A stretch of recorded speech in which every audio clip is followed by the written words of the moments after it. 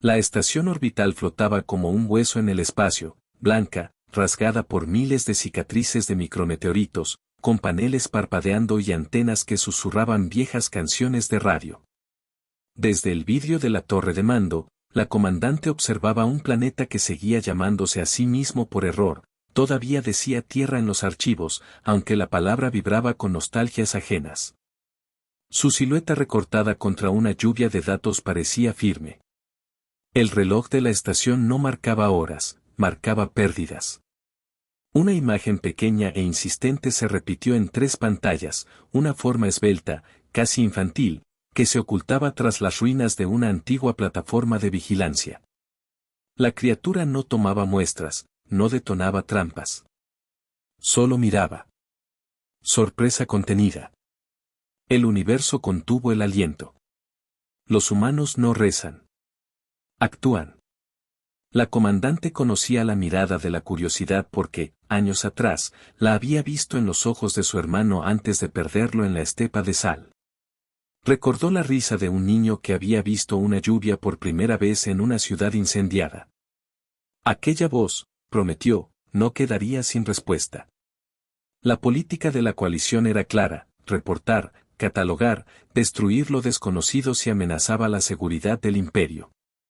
Pero en la torre, la humanidad se medía con otra balanza, la de la memoria. La comandante decidió observar más tiempo.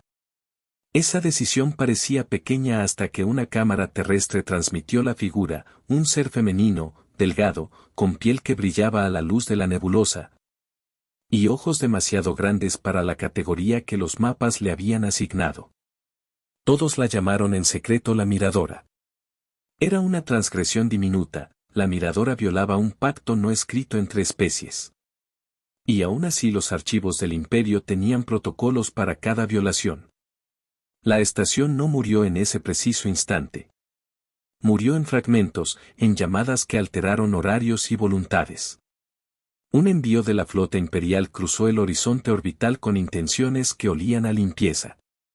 La comandante dejó que las alarmas sonaran en las consolas. No por pánico, sino como respuesta ritual a la traición del miedo. Silencio que pesa. El universo contuvo el aliento. En la pantalla principal apareció la proyección del mundo observado, océanos rojizos, ciudades con huesos de concreto y metal, lugares donde las canciones humanas todavía se filtraban por las rendijas. La comandante recordó una página de su infancia, una canción de piano que su madre tocaba cuando la noche era especialmente fría. Ese recuerdo formó un collar invisible alrededor de su garganta. Recordar no era solo nostalgia, era mapa y arma. Los archivos del imperio contenían la palabra humanidad junto a etiquetas: fragmentada, recuperable, anómala. Los diplomáticos preferían cernirse en la palabra imperio, esa entidad fría que engranaba sistemas estelares bajo una misma bandera. Pero la comandante veía rostros, la voz de un niño reclamando una madre, una bandera quemada enrollada en un baúl. La humanidad tenía memoria, y la memoria era más peligrosa para un imperio que cualquier cañón. La Miradora no entendía esas etiquetas. Se acercaba por las mismas razones por las que el hermano de la comandante corría a la playa a mirar las olas, sin plan, movida por algo que no tenía nombre en ningún tratado. En su mundo, la Miradora era escándalo y belleza; en la torre orbital, la Miradora era una pieza en movimiento. La decisión de capturarla se tomó en una cámara cerrada de la estación, no para someterla, dijeron, sino para estudiar lo que una especie tan pequeña pudiese ofrecer. Estudiarla significaba aprender, aprender significaba poder dominar. La comandante pidió tiempo. Solo observación, dijo su rostro ante la cámara. Su voz no sonó en la transmisión pública, pero sonó en su pecho como un tambor. Era la promesa a la voz que había escuchado debajo de la metralla: volveré. Pequeña traición. Pequeña esperanza. Los humanos no rezan. Actúan.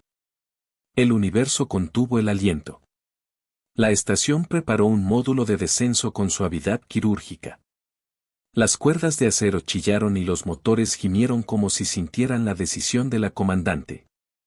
Abajo, en la superficie, la miradora no se movía. Tal vez era porque la cosa que la había traído, la ceremonia humana del cambio, el acto pequeño y cotidiano de desvestirse para revelar la propia vulnerabilidad, le parecía sagrada. Observaba cómo los humanos se cambiaban, no cuerpos, no equipos, se cambiaban rituales, se desprendían de viejos nombres, se mostraban tal como eran para un otro que los miraba. Esa era la ofrenda. La criatura había venido a mirarla como si observar la transformación fuera un acto de confesión. El descenso fue una danza de precisiones. La comandante recordó que, una vez, antes de la guerra que hizo del cielo una ruina, había prometido construir un jardín en una azotea para una niña que reía con manos llenas de tierra. La promesa quedó flotando en archivos, pero las promesas viejas tienen peso. Esa promesa era lo que alimentó su mano cuando plantó el pie en la arena polvorienta. La miradora levantó la cabeza. Por primera vez, el mundo pareció detenerse, el viento cargó con una nota de piano que nadie tocaba. La comandante se acercó con guantes, herramientas y una decisión que partía de algo más que protocolo. Ella no pretendía dominar, quería entender. Un contacto que no fue violencia. Pulso contenido. El universo contuvo el aliento. La captura no fue una victoria. Fue una serie de pequeñas heridas. La miradora fue llevada a la estación en un cofre de visión translúcida. Sus ojos grandes miraban a través del plástico con una mezcla de curiosidad y miedo. Los científicos comenzaron el procedimiento, sensores, análisis de lenguaje, pruebas de respuesta. La comandante, de pie tras una consola, observaba la escena con una mezcla de madre y soldado. Entre las máquinas, una cinta de audio del pasado se activó por accidente, un piano titiló en altavoz y la estación se llenó de la canción que había habitado la comandante desde niña. La criatura se estremeció como si reconociera el ritmo de algo perdido. El ruido en los corredores creció. No fue una protesta de humanos, fue una alerta del imperio. Había cámaras fuera de la órbita que juraban neutralidad y transmitían órdenes. La noticia de una especie observando rituales humanos alcanzó cartógrafos políticos que vieron en ello una brecha para justificar represalias. Si una criatura menor estaba merodeando, tal vez había más. Si había más, entonces la frontera del imperio estaba en peligro. Los días se volvieron frágiles. Pilotos ofrecieron suministros a cambio de minutos extras con la miradora, científicos soñaron en voz baja con códigos secretos escondidos en su mirada. La comandante detuvo filtraciones como quien barre brasas bajo la puerta. Había riesgos mayores, la información escapaba por rendijas y el imperio no olvidaba. Entonces llegó el primer sacrificio. Un piloto joven, con un nombre que la comandante pronunció solo una vez en silencio, declaró que había tomado una decisión por el bien de la estación. Su nave se ofreció como escudo en una misión para desviar la atención imperial. La maniobra funcionó, pero la nave no volvió. La estación lanzó un pulso que pareció llorar por su pérdida.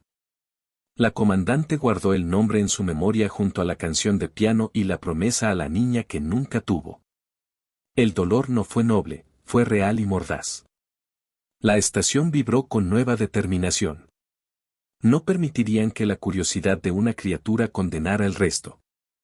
Si alguien quería guerra, la comandante pensó, lo tendría que pagar con algo más que mapas. Empezó a tramar jugadas sutiles, engaños en las frecuencias, desvíos en las rutas de suministro, simulacros de fallas que pareciesen accidentes. No era venganza fría, era la fuerza tranquila de quien se aferra a lo que ama. El imperio respondió con una lista de exigencias, la entrega inmediata de la miradora, juicios públicos, lecciones ejemplares. La comandante miró el nombre imperio en la lista y sintió que la palabra se volvía más pequeña frente a la memoria humana. En los archivos de la estación había fotos de banderas quemadas, de plazas vacías, de manos que sostenían una pequeña figura de juguete bajo la lluvia.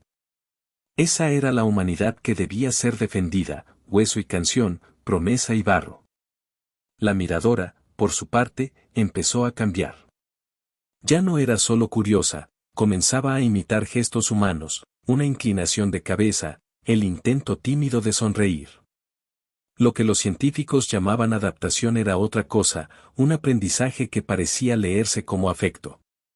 No amor humano, no aún, pero un vínculo que recordaba a la comandante por qué había elegido esa vida. Entre la miradora y la estación creció una relación extraña, hecha de miradas compartidas y un intercambio de gestos que no tenían nombre en ningún tratado. Pequeñas traiciones se volvieron grandes decisiones. El Imperio anunció maniobras en las afueras del sistema, fragatas que patrullaban con órdenes de convertir la paranoia en control. Las voces en los consorcios pedían mano dura. La comandante endureció la mandíbula. Sus manos quisieron retroceder y disculparse por la captura, pero el recuerdo del piloto que se había sacrificado y de la canción de piano la detuvo. Había razones que eran más grandes que los tratados, rindiendo culto a la humanidad. Los humanos no rezan. Actúan. El universo contuvo el aliento. La noche en que el Imperio decidió que la miradora debía ser eliminada para impedir un precedente peligroso, la estación orbital cambió de latido.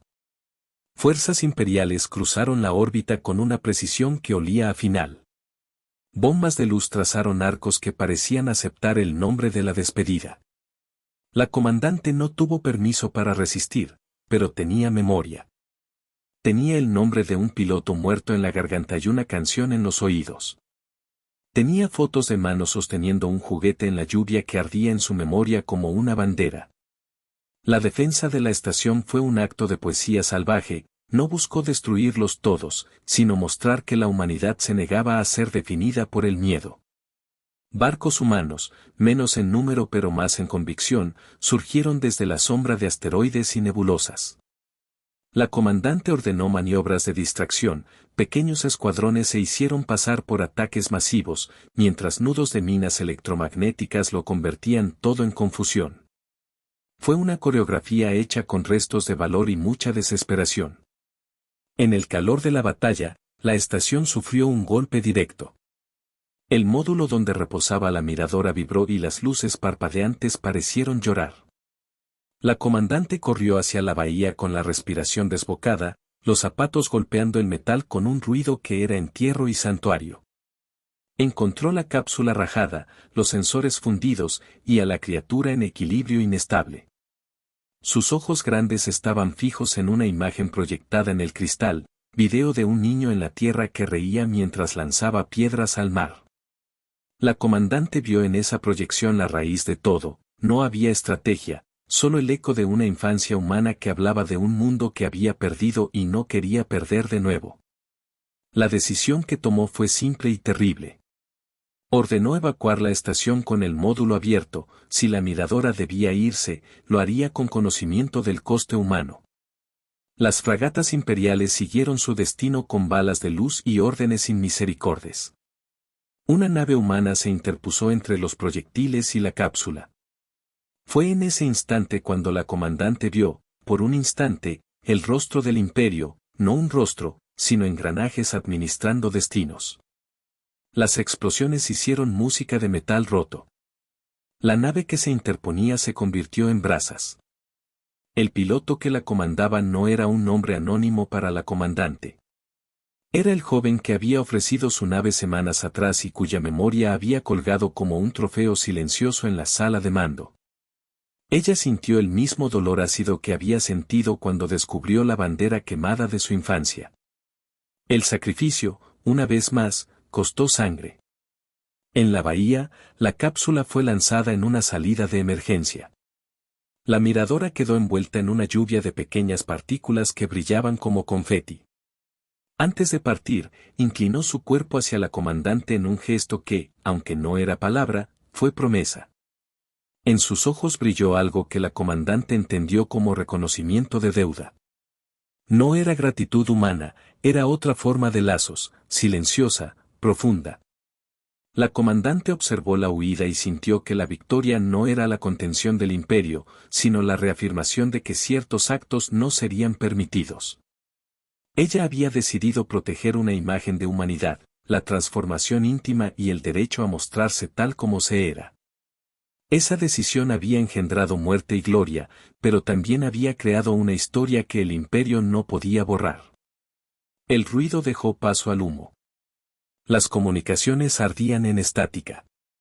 En una cámara de la estación, la proyección del niño arrojando piedras al mar seguía repitiéndose como un mantra insistente. La comandante pensó en la promesa que había hecho a una niña de jardín en su pasado, construir un lugar seguro para reír. En ese pensamiento encontró la única constancia posible, que la humanidad se define por lo que resguarda. Los humanos no rezan. Actúan. El universo contuvo el aliento. La cápsula atravesó la noche espacial y desapareció entre asteroides como un cometa pequeño. No supimos de la miradora por semanas. La estación quedó maltrecha pero de pie, con la comandante moviéndose entre escombros como una madre que limpia vidrios rotos a la espera del regreso de sus hijos. Se establecieron investigaciones, se registraron pérdidas, se colocaron coronas en memoria de los caídos. Pero algo más había ocurrido. El imperio, al verse enfrentado a una resistencia que defendía una idea y no solo una base, empezó a recalibrar su discurso. La palabra venganza resonó en documentos privados de algunos senadores, pero la humanidad había demostrado que la furia sola no podía aplastar lo que estaba hecho de memoria. La estación instituyó un archivo pequeño, casi clandestino, donde se guardaron objetos, una ficha de identificación con una foto de un hombre que sonreía, un trozo de tela con restos de bandera quemada. Un juguete de madera con la pintura desprendida. Entre ellos, la proyección de la canción de piano se convirtió en ritual, cada tanto la melodía llenaba los pasillos y humedecía miradas. Los rituales no eran religión, eran recordatorios de por qué la humanidad seguía luchando. La narración pública cambió. Donde los informes del imperio anunciaban una simple respuesta a una transgresión, las estaciones humanas contaron otra cosa, que una criatura había mirado y aprendido. Y que en hacerlo había dado a los humanos una razón para recordar. Esa razón no era estratégica, era moral. En los barrios bajos de Cálenis humanas, la historia se contaba alrededor de brasas y terminales conectadas, una niña alienígena había visto a los humanos cambiar y había encendido una chispa. La gente repetía el nombre de la comandante como quien recita una estrofa de lucha. En la intimidad, la comandante visitaba una sala donde guardaba una foto, era la imagen de una playa donde su hermano había corrido, de un piano con teclas agrietadas, de una niña que reía con tierra en las manos. A veces, de noche, la mano de la comandante rozaba la superficie del piano en una pieza que nadie más tocaba. Era un gesto pequeño, un acto de amor que no pedía nada a cambio. Esa era la sutileza que había impulsado su decisión, no dominar, sino preservar. La miradora volvió años después, no en cápsula ni en combate, sino como emisaria de su propia especie. Había aprendido palabras que no eran verbo humano, había aprendido costumbres que parecían himnos. Trajo consigo fragmentos de una historia, su gente había observado la forma en que los humanos se sacrificaban unos por otros, y eso los había conmovido. En su lengua, que no tenía una palabra exacta para venganza, la palabra que pronunció era más parecida a despertar. La comandante la escuchó en un gesto que no requería traducción. Había un intercambio que superaba las tablas de mando, la promesa de una alianza. No era mínimamente la capitulación del imperio, era una puerta abierta. El mundo que había asistido a la escena cambió en pequeños giros, pueblos reconstruidos, memoriales con nombres y juguetes, un piano restaurado en una plaza donde los niños volvieron a tocar. No fue un milagro. Fue trabajo duro y dolor. En el mercado central de una ciudad costera, una niña humana encontró una piedra que la miradora había dejado en la arena. La recogió y la apretó contra el pecho.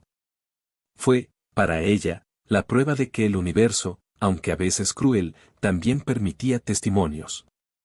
En la estación, la comandante escribió un informe que no se publicó en medios imperiales.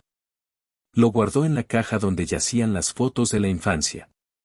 En él, explicó por qué había arriesgado todo, no por gloria, sino por la certeza de que la memoria define a una especie.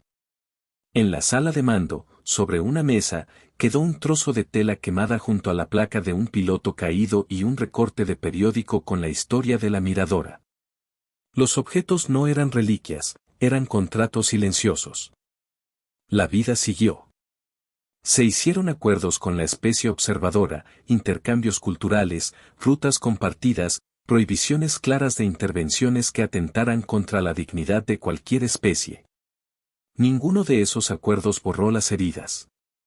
Las cicatrices, tanto en la estación como en la memoria colectiva, servían de advertencia. Cuando la curiosidad se mezcla con miedo, las consecuencias pueden ser devastadoras. Pero algo más se había encendido. Los relatos en los puertos y en los foros decían, en voz baja, que los humanos habían mostrado algo que el imperio subestimaba, la capacidad de amar a través de pérdidas. La habilidad de convertir dolor en memoria y memoria en resistencia. Fue esa cadena de pequeñas humanidades lo que sostuvo la estación durante los peores días. La miradora, ahora considerada intermediaria, visitó la estación una noche de invierno estelar. Trajo consigo un objeto, una pequeña piedra pulida que brillaba con la luz de la nebulosa. La dejó sobre la mesa principal, junto al piano que había recuperado su nota. La comandante la miró y, por primera vez desde que había descendido a aquel mundo polvoriento, permitió que una lágrima recorriera su mejilla.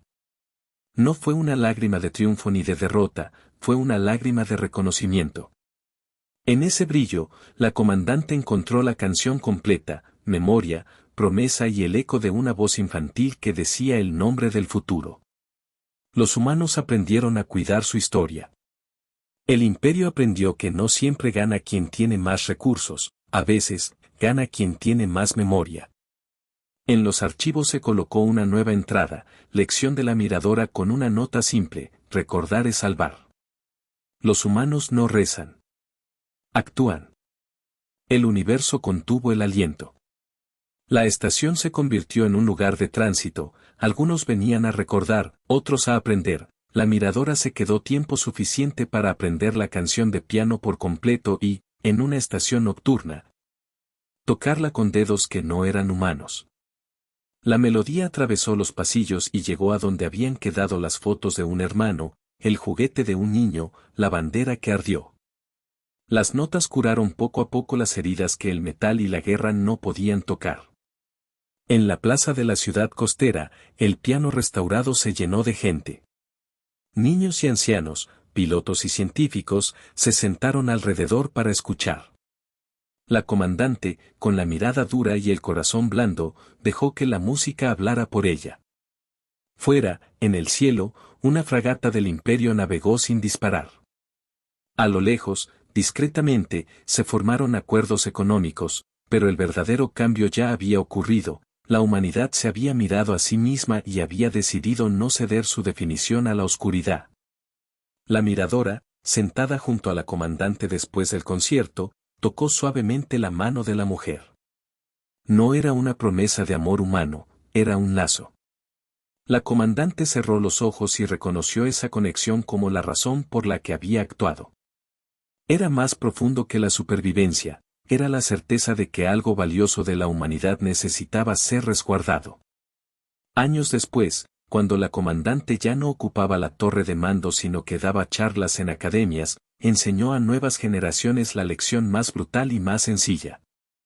Que la verdadera fuerza de una especie radica en su capacidad de recordar y proteger la memoria que la define. Les hablaba de un niño que arrojaba piedras al mar, de un piloto que se intercambió por una cápsula, de una criatura que miró y aprendió. Sus palabras no eran épicas, eran contundentes. En el archivo público se colocó una placa con una frase que la comandante nunca permitió que se publicara en grandes titulares, pero que ella dejó entre las cosas más importantes: vinieron por un planeta. Pero despertaron a una especie. Vinieron por un planeta, pero despertaron a una especie.